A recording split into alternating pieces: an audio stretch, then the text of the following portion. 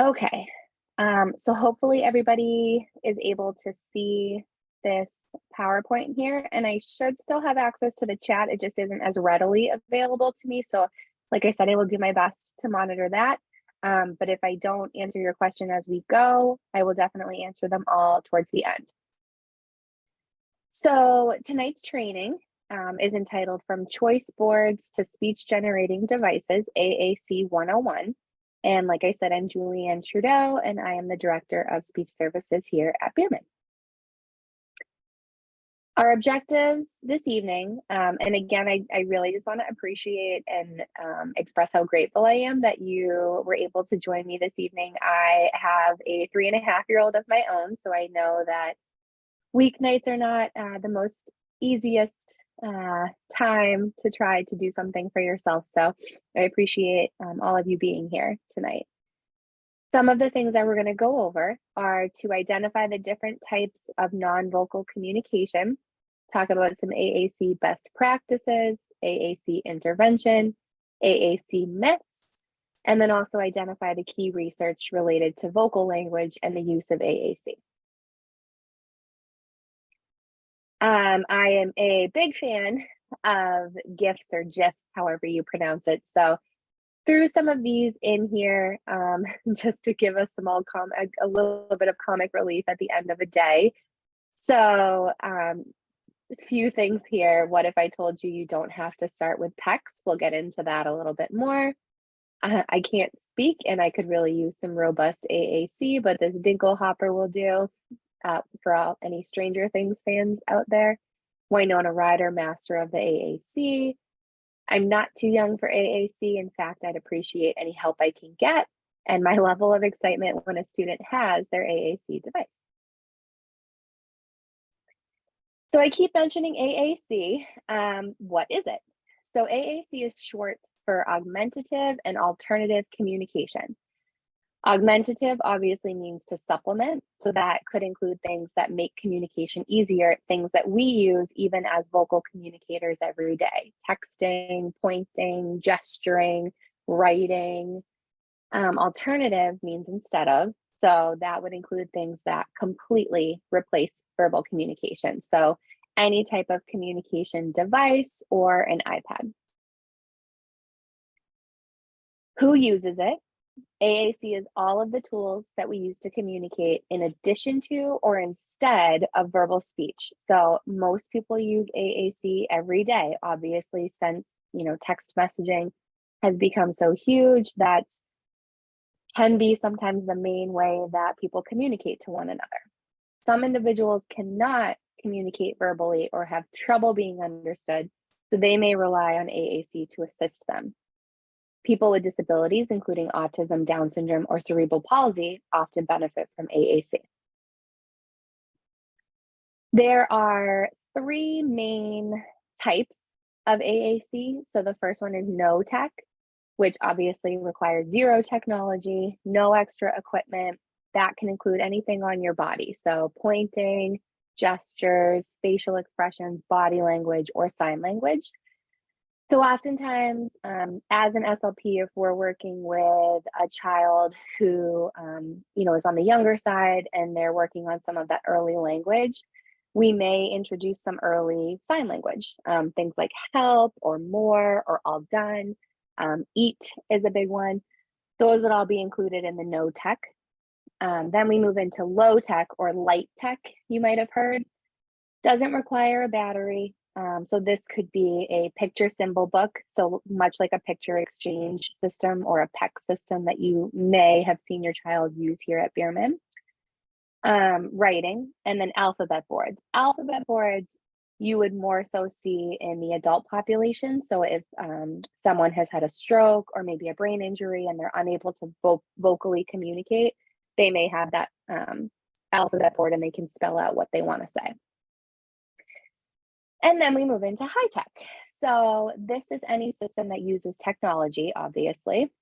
This can include iPads, other types of tablets, or dedicated systems. So we'll talk a little bit more about that later on and the difference. But there are many communication apps for the iPad available. At Bierman Autism Centers, we're fortunate enough to have our own designated speech iPad within each center that currently includes touch chat with word power, LAMP, TD Snap, and Proloquo to go, which are 4 of the better known softwares, but there's definitely some more out there.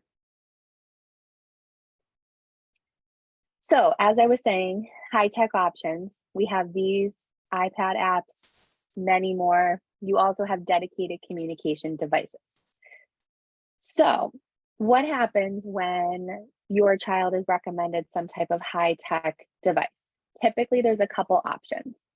One is finding an SLP, which I know we're kind of at Bierman dealing with the national shortage of SLPs, unfortunately, and we don't have an SLP in all of our centers currently. We're actively working on it. It's just we're up against the nature of the beast of SLPs. I don't know where they are. But one of the options that you have in terms of getting a high-tech device is finding an SLP in your area, or if you do have an SLP at your Bierman center, having them complete what's called an AAC evaluation. And what happens there is it's definitely more of a comprehensive type of evaluation than your typical just speech and language eval, where the SLP would trial different types of devices, different softwares. That may include something more high-tech and something more low-tech, like a communication board, so that they can write up a report, send that into insurance, and really advocate to say, hey, this child needs this type of software on a high-tech device. Depending on the insurance, this can be easier said than done, but typically they're pretty good with us, and we work with different consulting companies. PRC Satillo is a big one. Another one is Talk to Me Technologies. Another one is AbleNet. So those are the companies that between your SLP and your insurance who will work with in order to obtain that device, and it's funded through your insurance company.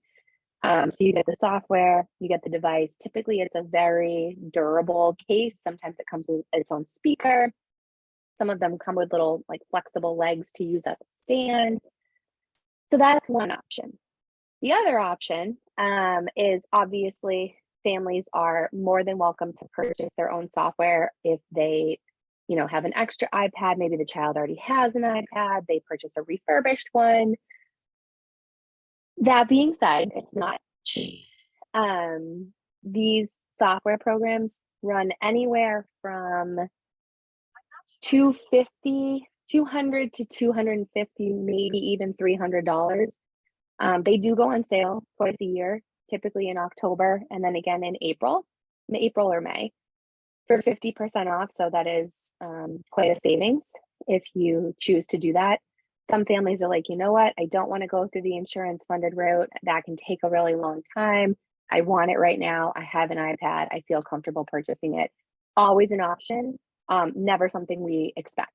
So if that is something you would be interested in, your SLP would be more than helpful with kind of orchestrating and organizing that for you.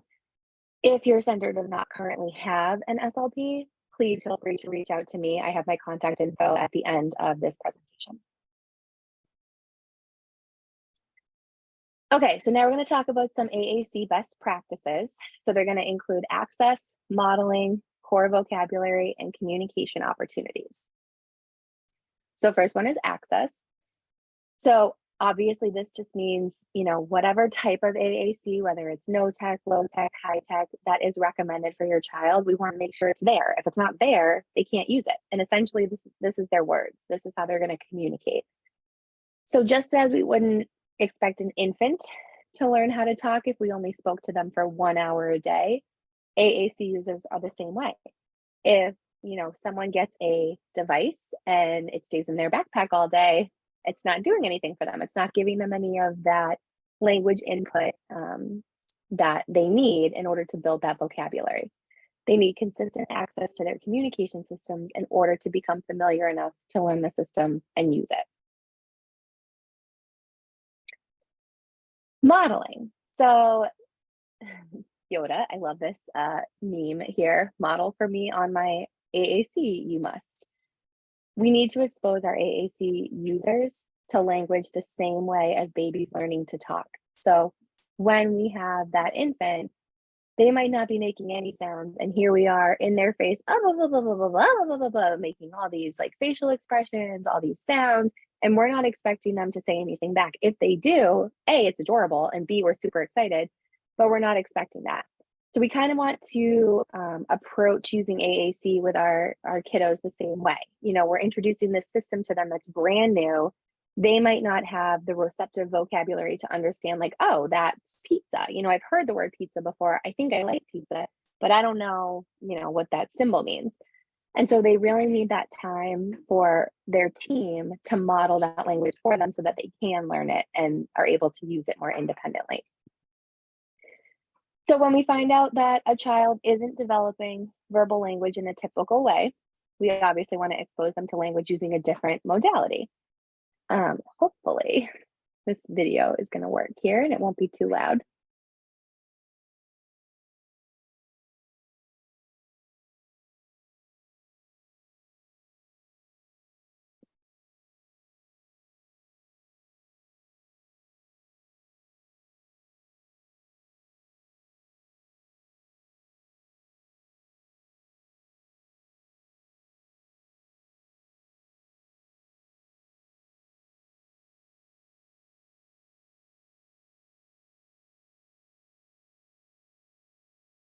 Can everyone see this video? I'm just going to pause it before we get to the end. And everyone's like, I can't see it. Somebody could raise a hand or anything and just let me know you can see it. Or maybe put in the chat that you can't, and I will try to fix it.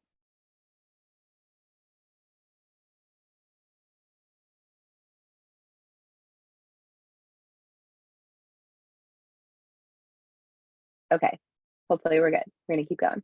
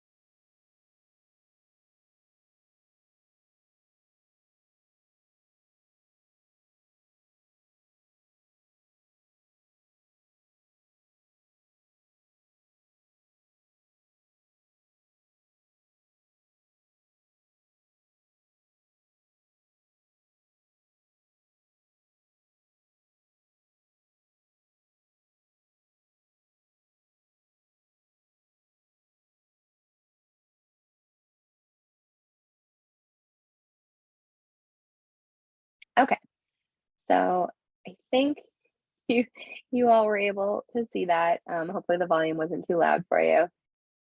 Sometimes when I talk to modeling with my families at home, it can seem really overwhelming in the busyness of life. It's just one added thing that we have to do.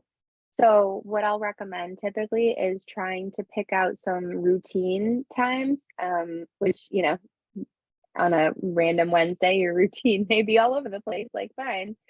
But if you have certain times during the day where things are a little bit more settled in the sense that maybe you could model on a device on a choice board, on whatever it may be. So maybe bath time, dinner time, maybe your child likes to be in the room when you fold laundry and you can talk about that. Maybe they like to be there when you're cooking and you can talk about that. Really anything where you're sharing language with them is going to be helpful. Okay, so core vocabulary. So when we're talking about a device or any type of AAC, you may hear two different types of vocabulary mentioned to you. The first one is core vocabulary. The second one is fringe vocabulary. So the difference between these are core vocabulary comprises 80% of what we say and really only consists of about 200 words. Some examples of that is yes, more, you, was, on, go, that. So if you're thinking of a sentence and we take out all that core vocabulary and we're only putting that fringe vocabulary, which is things that are meaningful to them, bluey, cheese puffs, gross motor area. If we only have those options, as we work to build up their level of utterance, so how many words they're putting together in a sentence, it's impossible to make a sentence out of just fringe vocabulary. We need that core vocabulary. So it's really good to have a mix of those so that they're able to have that robust vocab so that they can identify and request and label whatever they want, and then we can work to combine those things as well. This from Cough Drop over here. Cough Drop is another one of those language systems available on an iPad, a tablet, or a dedicated device. And then communication opportunities. So research shows that in order for an AAC system to be most effective, users need at least 200 opportunities to use it every day. So again, like I was talking about before, if a child has a picture exchange book, a choice board, a device, whatever it may be, if it's not with them, it's not benefiting them. So if it's staying in the backpack, if it's coming in and it's not charged, I mean, that's their words. So essentially it's like, you know, taking a child who uses vocal language and putting tape over their mouth. They don't have their words. They can't communicate. So we really just want it to be there, want it to be readily available so that we can model, they have the opportunities to use it, they get more familiar with it, having it right there. Okay, so there's a lot here. This just talks a little bit about AAC intervention compared to that typical language development, typically that verbal vocal language development.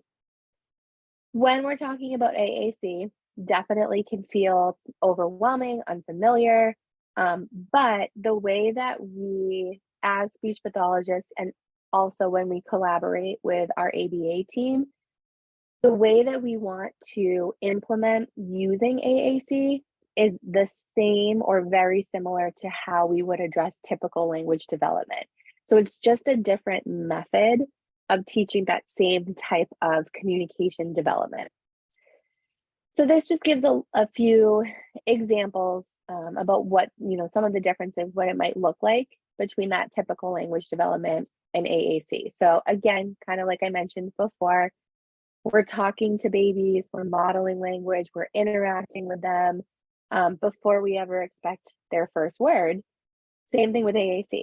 We're talking to them. We can still use verbal language in combination with modeling on their device, but we're giving them all of these words, not expecting anything. So I'll always say model without expectations and inspire, don't require, which I wish I could trademark, but I cannot. So we really just want to give them all of the language we can, not expect anything. As we go, you know, depending on how the progress is going, we are going to push them a little bit more to try to get some of that language out.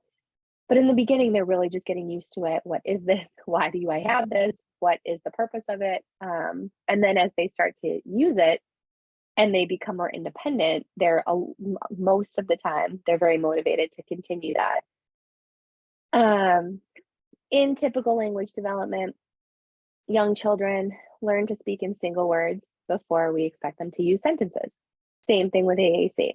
So sometimes it ends up where a child's a little bit older by the time they have some type of AAC, 5, 6, 7, and they start communicating using one word utterances. Fantastic. sometimes we get, well, they're 5, 6, 7. They should be like communicating in sentences. Yeah, but what did they have before? Nothing. So they're at 1 word. Awesome. We're going to move to 2 words. Great. 3 words, 4 words. We're constantly going to keep progressing that, but we can't expect them to jump from, not really using anything to producing full sentences. Babies and children in typical development hear their language spoken to them or around them most of the day. So same thing with AAC. We want it modeled and used consistently throughout the day. And then babies are encouraged to babble, play with sounds in a no pressure, fun environment. They're responded to even when their vocalizations aren't full words or they don't make sense. Same thing with our AAC users. No pressure, fun environment. And then what they say is responded to in a respectful, engaging way, even if it doesn't make sense. Okay, these are my faves. So these are some myths in the AAC world. First one is prerequisites. I've been an SLP for a long time, and I have seen mention of they need to meet certain criteria before they would be appropriate for some type of AAC, especially when it comes to that high-tech device. And years ago, that's even in the SLP world, kind of what we were following. That has shifted dramatically. There are no longer any prerequisites needed before a child can access AAC, specifically a high-tech device. They don't need to have the attention. They don't need to have the physical ability.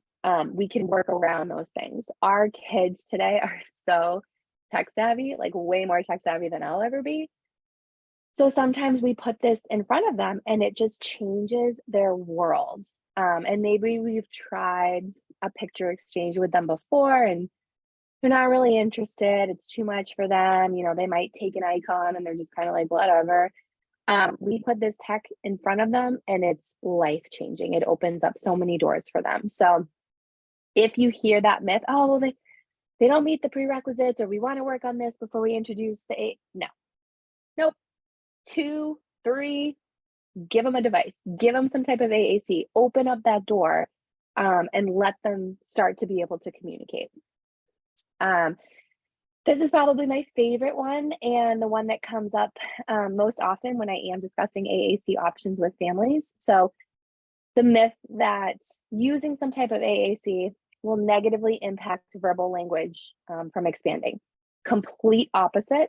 And there's research to back that up. I believe I have the articles listed at the end of this presentation, but if I don't, I'm happy to send those out to anyone who's interested. So a lot of times I'll have families say, well, I hear them make these sounds and I want them to be a verbal communicator. I do too. I'm all for that. But I can't predict the future. If they, we need to give them something in the meantime to help them express what they want to say. Our kids have so much they want to say. And for some of them verbally, it's just not the easiest way to do it. So if we give them something else, it's going to help with behaviors. It's going to help with independence. It's going to help with them learning language, which is going to help prompt that verbal vocal language that we want to hear. So sometimes I'll have, we'll have kids who have very, very little, if none at all, vocal verbal language.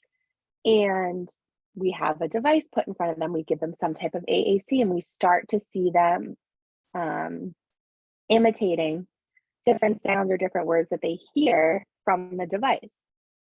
Something about the computerized voice versus the human voice, I don't know what it is, but they're so much more receptive to that than some of the other methods that we present language to them. And so it really helps with that spontaneous imitation. Some of our kids who maybe they're like chatty vocally, but we have no idea what they're saying. Maybe there's some speech sound errors. Maybe there's some apraxia of speech going on. It's really hard to understand them. And so sometimes we'll introduce some type of AAC, maybe as a supplement, maybe they're able to get out a couple words intelligibly, but a whole sentence, they fall apart. And so we have, this device there to help repair a communication breakdown, help with that frustration. So there's many different uses for it. but I promise you it will not limit their verbal language. And as most of the kids that I see, and this is kind of what the research says, is using some type of AAC will help promote that verbal language, sometimes to a degree where they don't need the device anymore, or it ends up being that supplemental repairing a communication breakdown. Maybe they bring a pineapple in for snack one day and they've never, said pineapple before. So they have to use it, use their device in order to express that. And then as they, do that more often, they'll learn how to communicate that verbally as well. Third one is that you have to start with a small or easy to learn AAC system. Not true. So when we're looking at different choice boards or different high-tech devices, and I'm sorry, I'm dealing with some allergies right now, so my voice this time of night is not at its peak. So when we're introducing any type of choice board device, there's different grid levels that we can introduce. I like to try to start with the largest grid size that I think a child is able to access. So sometimes that's 4, sometimes that's 25, sometimes that's 42, which means how many icons are visible on that one page. The reason, or one of the reasons why I like to start with that larger grid size is it's going to give them more opportunities of things that they want to say. So maybe we're like, I don't think they could ask, they could tell me that they have to go to the bathroom. Well, maybe we put it on there and they're like, hey, bathroom, and we take them and they go. I mean, phenomenal. We had no idea they could do that. The other thing that it helps with is the motor plan.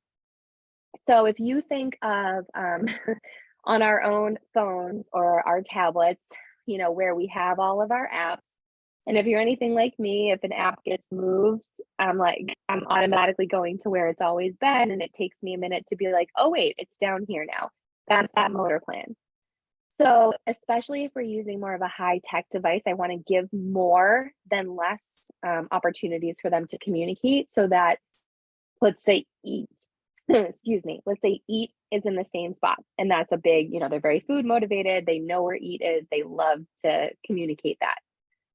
As we grow that field grid size, eat is going to stay in the relatively same area. So if we make it really small and we're there for too long, as we expand it and we add more vocabulary in, it's really going to mess with their motor plan. So definitely a myth that they need to start and kind of progress, to a more challenging type of system. And then the last myth is that individuals need to show good behavior in order to earn their communication system. No, please no. That would be the same as, if we have a verbal communicator who is going through a challenging behavior and we're blocking our ears, we're not listening to anything they're trying to verbally communicate, we're essentially taking away their voice. That's what we're doing if we take away their communication system. So if they are, frustrated, they're knocking chairs over, and we're like, all right, you know what? We're going to take your words away. We're going to take your device away until you're, calm or whatever. No, you want it there. That's their words. You want to make sure they're safe and that, hopefully they're not going to chuck their iPad, or maybe it's a durable enough case that it's going to survive that throw across the room. So you want to make sure that they're safe and try to protect their words, but you always want to have them there, because you never know when that communication opportunity is going to come about, and they're going to want to say, I'm frustrated. I need a break. I need a squeeze. I'm hungry. I don't feel good. So you always want it right there. And I think this is my last slide, and then we can go into some questions if anyone has any. So these are just 3 examples of who might benefit from AAC. So Xavier up at the top, 10, has cerebral palsy, uses a wheelchair. He does communicate verbally throughout his day, but can be hard to understand at times and fatigues really quickly from talking. He has limited use of his hands. He is a very happy boy and has many friends. So I know kind of what we're thinking here is, if he does have limited use of his hands, how is he going to be able to access a device? Well, maybe it's not a device for him. Maybe it's a switch. Maybe it's an eye gaze. Maybe it's a head tracker. Maybe it's a choice board that he's able to use, like a stylus or something to point to. Yes, he's able to be verbal, and that gets him through most of the day, but as his day goes on, he may be saying things, people don't understand him. He could use AAC as that supplement. Next, we have Cecilia. who is a 6-year-old girl, has autism, has no spoken language. When she's upset, she may vocalize, but is very quiet otherwise, has significant behaviors, throwing things, biting, swatting, does not follow verbal directions consistently, but seems to follow her daily picture schedule, loves watching videos. One thing that we know for sure about, especially pediatrics in general, but specifically our autistic population, is that they really benefit from visuals. So anytime we can give them a visual, it's going to make a lot more sense than the verbal language we're trying to give them. So however that visual looks, whether it's a static choice board, whether it's a high-tech dynamic type of device, visuals, visuals, visuals is going to help them immensely. And lastly, Mason is a 4-year-old boy with Down syndrome, loves to vocalize and talk, but most of what he says cannot be understood. He has a few words that he uses frequently: snack, no, mine, mom. He's stubborn, but can follow multi-step directions when he's motivated. And when around his peers, he can scream or run away without warning. Loves books and dancing. So has some things that he'll say regularly that's made, maybe are understood by familiar listeners, maybe unfamiliar listeners, but definitely needs some type of AAC to help communicate those other things. So can follow multi-step directions. He's showing us that he has pretty decent receptive language and understands a lot of the things being said to him. So if we present him with some type of system that's going to allow him to take that language he understands and express it just in a different way besides verbally, he's going to be so successful. All right, let's see. Okay, so references. So so these two articles up at the top are the two that I had referenced about talking about how verbal language is not inhibited from the use of AAC, whether it's low tech, no tech, high tech. This article here is just basically backing up how effective AAC modeling is. And then this Speechy Musings website, I just really like it. She has a lot of helpful information and resources on her website. So some of that I utilized for this presentation this evening. So if anyone wants a copy of any of these or the websites that I got them to, okay, so Patricia, I see you raising your hand. I can definitely, I can have those sent out. I think we get a list of everyone who attended this evening, but I will make sure that you can access those somewhere. And then I guess I didn't put my contact info, so I'll share that in the chat. I'm going to stop sharing here. So I'm going to put my, maybe my keyboard wants to work with me. Here we go. I'm going to put my, excuse me, I'm going to put my email in the chat here. Okay, so hopefully everybody got that. And if you have any questions, if you want to chat more through anything, please feel free to reach out to me at any time. I'm in Massachusetts, I'm based out of Massachusetts, so I do get to make pretty regular trips to, I'm in Randolph primarily, but I am able to make trips to Bedford and our Rhode Island centers as well, but I can also do virtual overlaps in our other centers. We have a phenomenal team of SLPs in the centers where we do have SLPs. And like I said, it's not for lack of trying. We just can't seem to find any speech language pathologists out there. So it's a work in progress for sure, but please feel free to use me as a resource for anything.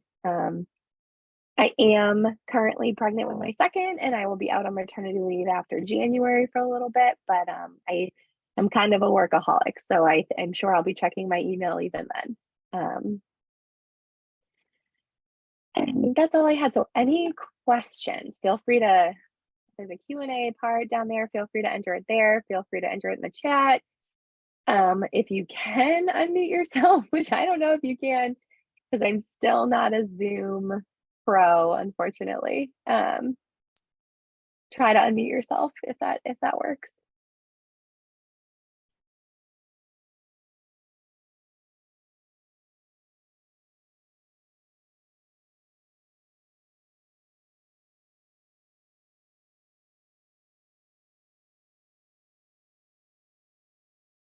let's see. Okay, if I allow everyone to talk, we'll see how this works. Oh boy, I've been trying to get a hold of you. Boy. Well, and it's been the chat's been disabled, so I was just trying to send you messages, raise my hand, let it down. But I have Oh no, it was still disabled. I'm so sorry. I thought I had opened it up. That's okay. I have a son. He's 21 years old, and he's got severe autism. So, and he's nonverbal, I think, by choice. But he has had an AugCom. He's had. We've used the PEX program. Done everything with him. I just think he's not much of a talker. Sure. But I do have a question, if possibly because he's not verbal. We struggle with his behavioral health, and what happens is he can't have any kind of counseling or behavioral health therapy because of the fact that he is physical. He's got, physical aggression, but he also doesn't speak. So it's like, it's been pretty rough, but right now he's grieving. We've had some losses in the family.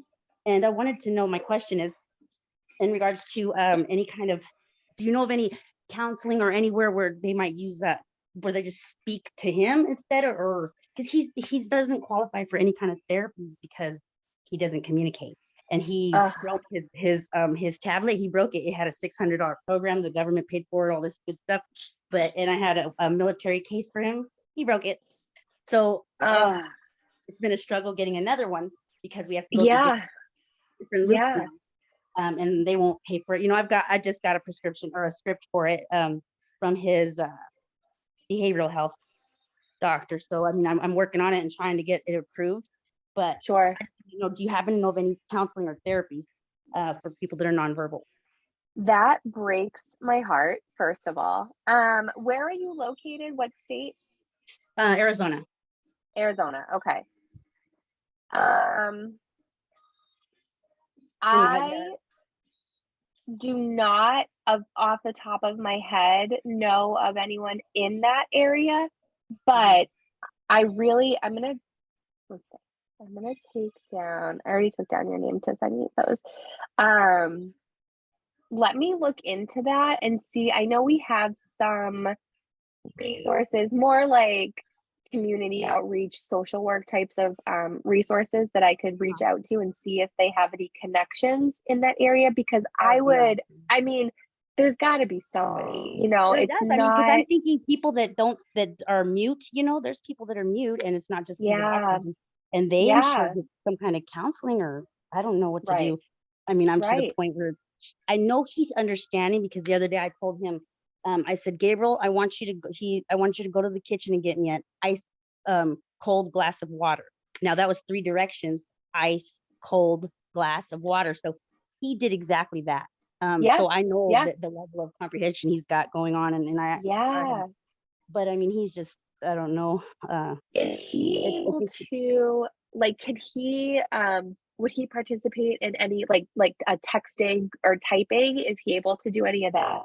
I think, yeah, for sure. I think that he's been able to read and write since he was 3 years old. So it's just that he won't. Awesome. But it takes him like 5 minutes to get an answer out. So like he processes it and it takes him a long time. So that's where the delay is. And by that time, everybody else has moved on. Yeah. Because I'm thinking, I mean, I know that there's a lot more resources now since COVID for like virtual types of behavioral health, where he could potentially, he could have that therapist communicate verbally, but then he could respond via typing, which may not be ideal. It's obviously, might be a little bit more immediate. Yeah, that's an awesome idea. I think I should try it for sure. Let me write that down, because I hadn't thought of that, because he can write and he comprehends sentences, so. And there's different, oh my goodness, there was a Michael Phelps was in a commercial for one of them. There's some different like apps and companies out there. I don't know how expensive they are or if they go through insurance or not, but there's some different companies, websites, apps that will like assign you to your own therapist, and then they'll communicate with you either, I think, via text or via like virtual. It could kind of be like a hybrid of that. That he could be successful with. That's an option. And I'm definitely going to look into any other resources that I can find, and I will send them your way for sure. Awesome. I appreciate you so much. As I was just Of raising my hand and course. putting it up and down, hoping you wouldn't like say bye-bye, everybody. Thanks for the Oh my question. gosh, never. I was like, I I could got talk about I could talk about speech all day, all night. I'm such a nerd, so I Oh, wouldn't have gone no, that's anywhere. awesome. But yeah, I will definitely follow up with you, and I appreciate you being here and asking, such tough questions. I feel for you and your son. Well, he's doing all right. I mean, he can't keep his hands to himself, but he's trying to keep it under control, and but he had to Yeah, go into a group home because of it. So it's just tough. it's tough. Yeah, Yeah. But I appreciate you. Thank you very of much. course. You're So I'll hear welcome. from you soon. You've got my email. I will get it from our marketing team, but yes, Okay. I should. All right. I appreciate you. Thank you. Yeah, of course. Brittany, I see you have your hand raised. If you want to chime in here, I think I made it so you could talk. Oh, and I have something in the QA. BetterHelp is one of those apps. Thank you. That's, I think, maybe the one that I was trying to think of. So Patricia, BetterHelp is one of those ones to look into for sure. Can you hear me?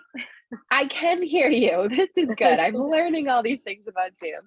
How are you, Brittany? I'm good. Better health or better help? BetterHelp. Thank you. You're welcome. So we actually know each other. Oh, beautiful. Brittany Baker. Oh my gosh. This is like a reunion. I know, right? I saw you were doing it and I was like, oh, I definitely have to go on.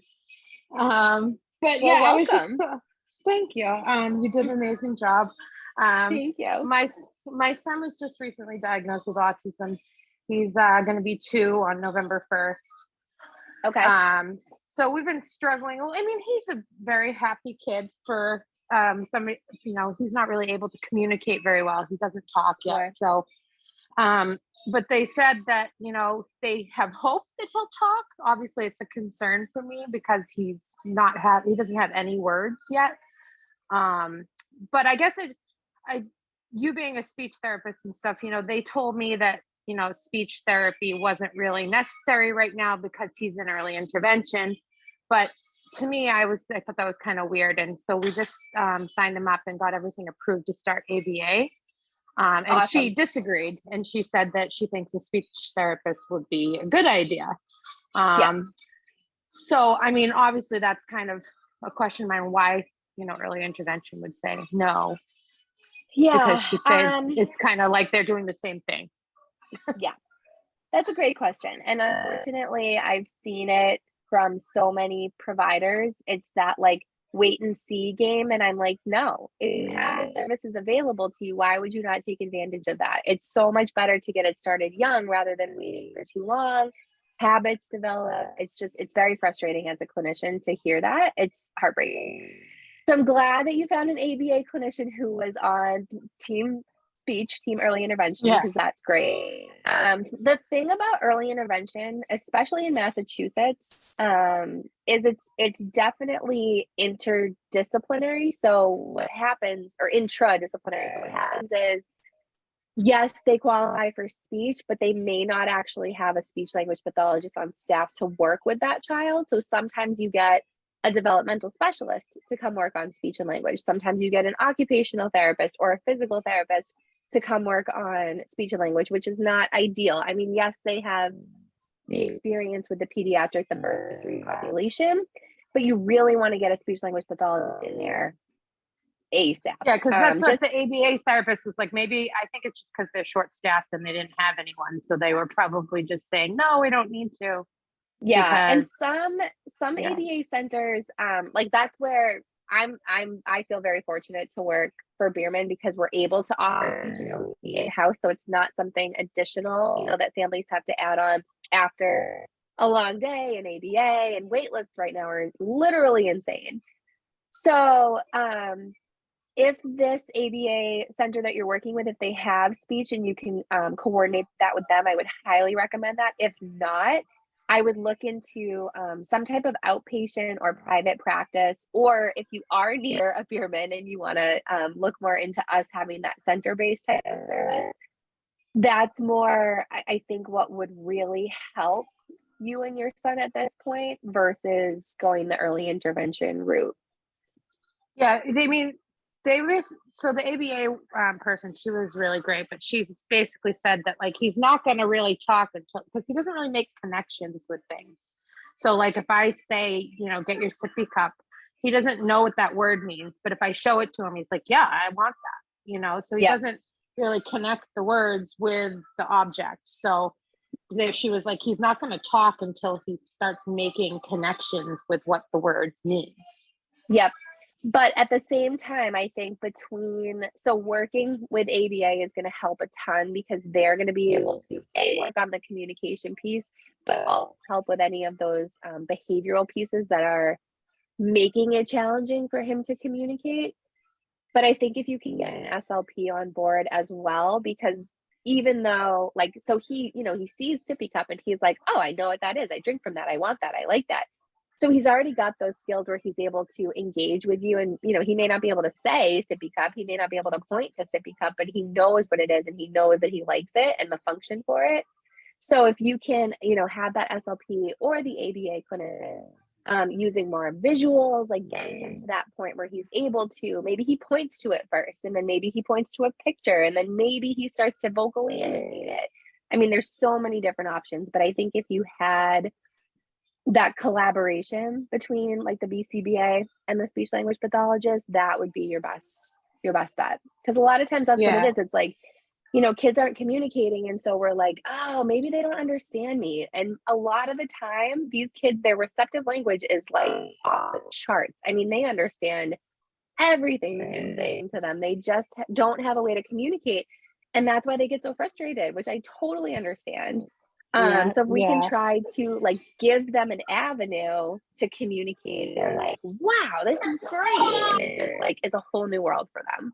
Well, with my son, I think that that if you, along with the device or with the program you're using, also require that they verbally say the same thing. And you know, every time the device, they're using the device or whatever program, like PEX cards or whatever, they can point at the picture or do that, but also make sure that they verbalize. And I found that helped. Yes. And I labeled my entire house also, and I would have my son read the word as well as say it. And then after a while, I started noticing that he just memorized what it looked like and wasn't really thinking about what it was. But if you stay focused on that, that really does help quite a bit. Yeah. My son doesn't point or clap or do wave, or that's one of the main things they diagnosed him at, because he's so young, is they said that typically kids, you know, if they're not talking at 2, it's not super unusual, but if they're not talking, they usually have nonverbal communication skills also.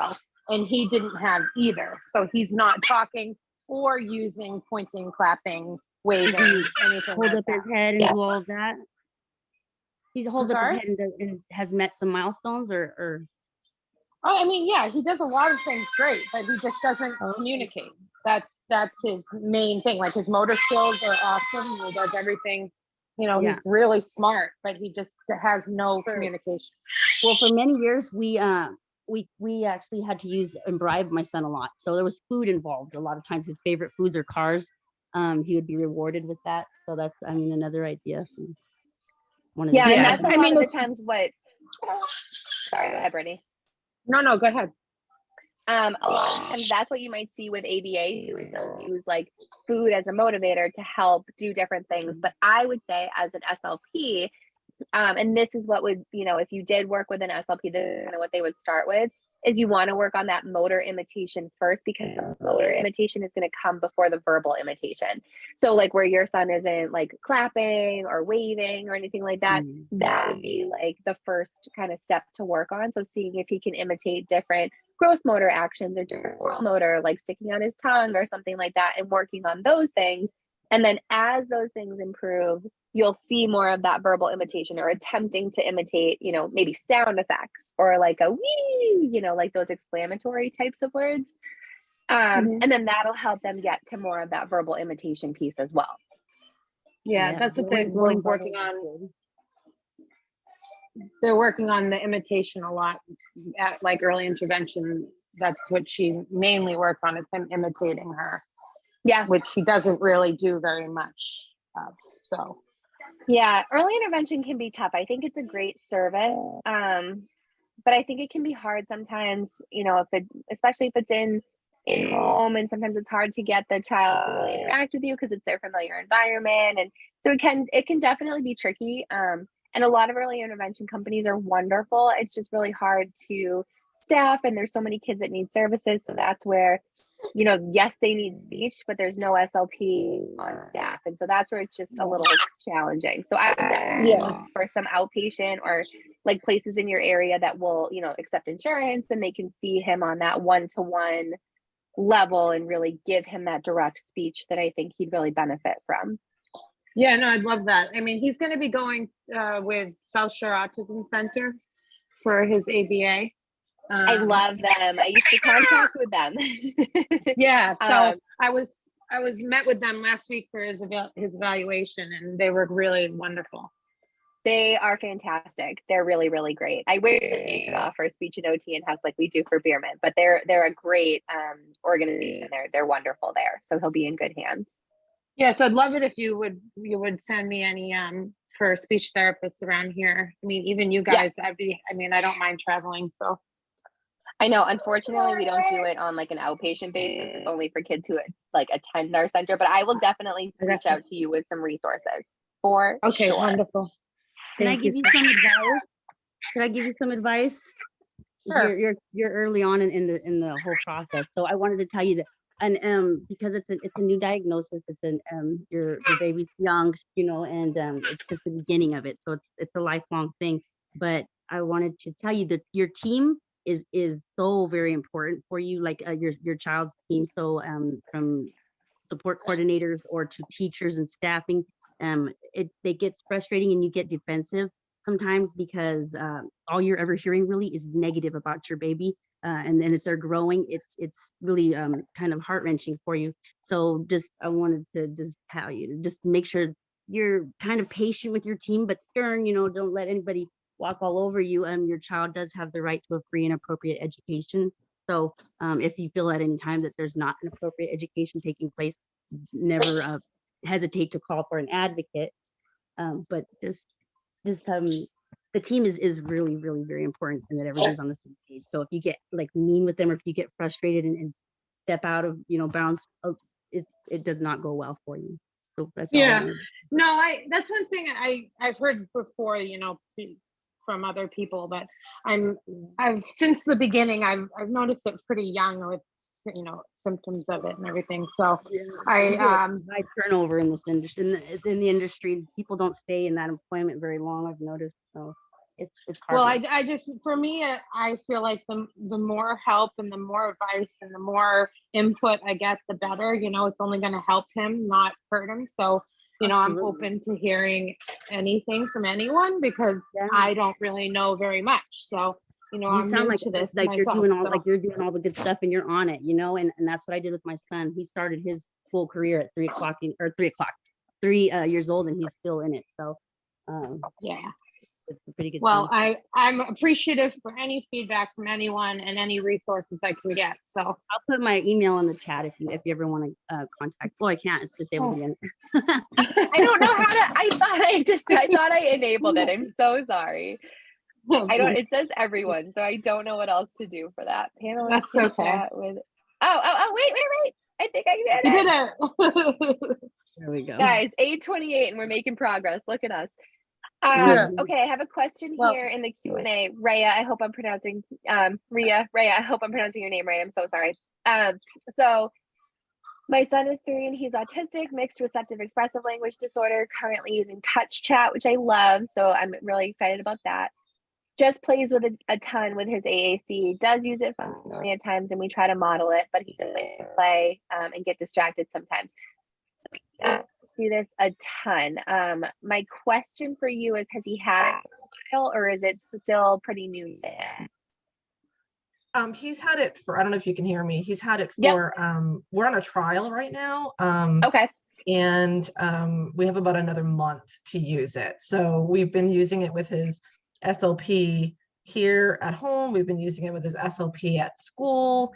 And, you know, we've tried to have his ABA RBTs and BCBA incorporate that also into our daily work, as well as with school as well. Like, so they're, you know, using it, but sometimes it is a distraction and they actually have to take it away. Yeah, which I don't love, to be honest, but because it's like, you know, I see it a lot where a child gets a device introduced to them and they're, you know, repetitively, maybe they really like goldfish. So it's like goldfish, goldfish, goldfish, goldfish, goldfish. And Yes. their clinician will come to me and they'll be like, they're just like repetitively pushing this, or they're stimming on their device. And I'm like, let them. Like, Yeah. if it was a verbal communicator and they're coming in and going, goldfish, goldfish, goldfish, goldfish, goldfish, we're not going to duct tape their mouth and like make them stop. So it's True. we're doing the same thing, you know, if we're, and it's a terrible comparison, but it's the one that I always use. So we're not going to, you know, if that's my last resort, like unless they're becoming really unsafe with the device, I want it there. I want us to use anything else to try to redirect them. Couple different options, and feel free to like run these by your SLPs if you haven't already, but a couple things that I do to help with this, especially with touch chat, it's super user friendly. So in the settings, you're able to edit up the dwell time. Has anyone talked to you about what that means? Yes, I think it's like if you have to hold the button for X amount of seconds, or, you know, whatever Yes. you designate before it actually will depress the key. Yep. So sometimes that can help to just alleviate that like repetitive pushing of the icon temporarily. Usually I'll put on either 0.1 or 0.2 seconds. Sometimes the 0.2 is a little too much for my friends and they're like, I'm over you. But the 0.1, 0.2 is usually where I end up with that. And then the other thing that we can do, which is not my first choice, but sometimes we don't really have another option, is we can mask or we can hide some of the icons. So if you find that there's like, you know, one or two that he's gravitating towards that he gets really distracted on, and we can maybe take those off that page for a short time and then bring them back in. That's potentially an option. Again, it's not my favorite because I Right. want him to have all, you know, I don't want to take words away from him, but definitely an option. I would just, I mean, I would keep working with your SLPs, but I would try to keep redirecting as much as you can because he is starting to use it functionally, at times. Mm-hmm. And then there's other times where he's like getting really distracted by things. So it might be that he likes the way it sounds. It might be that he's trying to, you know, be funny. So it could just be like, oh, you know, I see you're pushing, you know, Elmo. What if we watch Daniel Tiger? What if we go roll a ball? Or what if you know, are you hungry? And so just trying to like redirect similarly to how we would approach it with someone who's a verbal communicator. That's my biggest recommendation for that. But hopefully it's just kind of, you know, he's in this trial phase, he's still kind of getting used to it. And so it's very common to see that just like playing around with it. So I wouldn't worry too much about it, but just keep trying to like comment, you know, on what he's saying, but redirect as best as you can. Perfect. Okay, that's a really good idea. Thank you. I will try. But yeah, he'll get on. He just finds everything on there. It's amazing. Like, he's so much better at it than I am. Like the other Oh my day, God, I swear. He found some whiteboard functionality and he was like drawing and coloring and changing the colors. And I'm like, what the heck? So, Yeah, okay. my Yeah. daughter gets a hold of the remote control, and my husband and I are like, how did you even get to that screen? Like, I don't even know what that is. They are so technologically, like, I will never So be savvy. that good. Yeah, absolutely. Yeah. Well, thank you. Of course. Okay, I know we're a little over time here. I'm happy to stay on and answer any other questions that anyone has. I'm so sorry that I just got the chat to work. Learning curve here. So everybody could see my email in there though, I think, right? Because I could access the chat, but nobody else could. So feel free, like I said, perfect. You know, follow up with my email with any questions or anything. Brittany, I will send you resources, and Krisha, I'm going to write down your email just in case I don't get it from my team. And I'll look Thank into any other resources that I can find as well. you so much. Because if for not, then your son. I'm going to get something through the state. I'll find something, so I'll get it funded or something like that. But I usually, Yeah. I mean, if I can't find it, I usually, can find somebody who will. So Yes. If there's Exactly. anything that you Julianne, if there's any thing that you can recommend that I read or any, I mean, like I said, I'm new to this whole thing. Like he was just diagnosed in August. So I just kind of want to get as much information as I can. So if you have any like recommendations on informative readings that would help Dark in is good. overall. I'm not sure if Yeah. you know of the Southwest Autism Research Center. That's a good one. Yeah, so I mean, if there's anything you can send me in email, Julianne or Trisha or anybody, I mean, I'm open to anything. I just want to get as much information as possible so that I can help him the best I can. Yeah, I would work really closely with South Shore Autism Center because honestly, they're lovely and that's a great place for him to be and they're a great resource for you. So I would work really closely with them. I do have a book it's a pretty quick read. It's called The Reason I Jumped, but I'll send it to you in the email too. I just was watched written- that movie on Netflix. It's so good. It's so good. So I mean, like that's a quick read that I just always like to kind of refresh my. The thing that I would just say try not to do, and it's easier said than done, is going down that Google rabbit hole because anything like me and you're a mom and you're just like, you worry about your kids and you go down that Google rabbit hole, like it's the worst case scenario. And it can be so obviously autism is a spectrum, right? So there's like so many, my favorite quote about autism is if you've met one person with autism, you've met one person with autism because they are so different. So that's what I would really recommend to stay away from is going down the Google rabbit hole. Talk with people who work with your son and see him on a more regular basis, and they're going to be your best resource. But yeah, I'll send you whatever I can come up with for sure. What I've noticed is I joined a Facebook group for like mothers of autistic children, and honestly, it kind of like, I don't know, I feel like I shouldn't read a lot of this stuff because it's like you said, every kid's so different. So it just like almost scares you because you're like, well, oh gosh, I hope that's not, what's going to happen with him. But not that, I mean, every kid's perfect the way they are, but like, I just don't know because he's so young. So when I read these things, I'm like, oh, It's overwhelming, but it's the life that's coming at you. You've got to start getting like accustomed to it because it's a lifelong thing. But I mean, I know that, but it's more of like every kid's different. So reading, some kids are more severe than others. So for me, I don't know really where he's going to be at yet. So sometimes reading things in other people's lives, it's just like kind of like Google. Like if you think something's wrong with you, you Google it and you're like, oh God, that could be, I could be dying, Yeah, I know.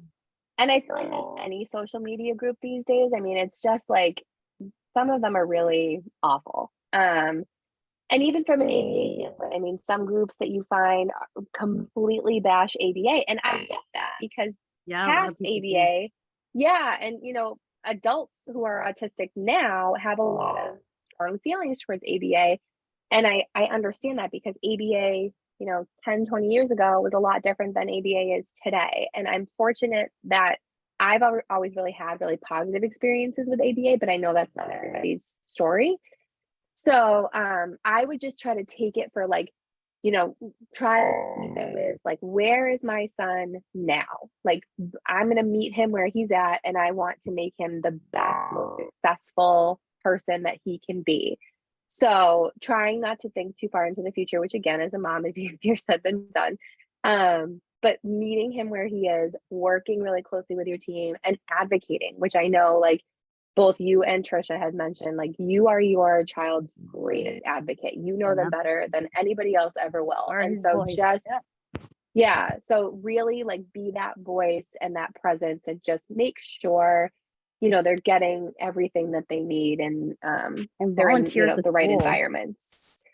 Volunteer at the school, keep yourself there so that they know that you're on it, and that they're, because I mean there was things, just got to pay attention for them because they can't obviously do that. And you know what, another thing is I would always read, I always do, but your rights from the school, any kind of meeting you get, read any updating or updates on your child's rights education wise, because that's was one of my best tools in my tool belt, was knowing exactly what I'm signing, keeping documents in order and filing them, because that paper trail is everything. You're going to need those what do you call it? You're going to need those evaluations are the most important things for his life. I mean, you'll need them over and over and over again. So have easy access to them and file them really well.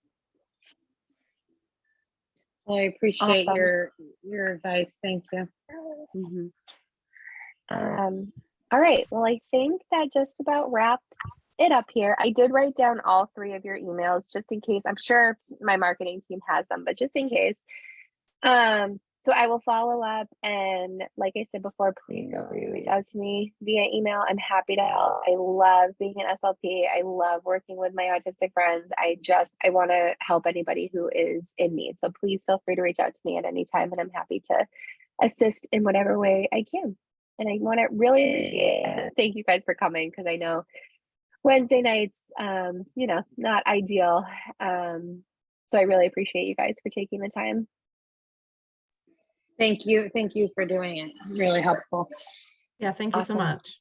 Awesome. All right, well, everybody have a good night. You too. Take care.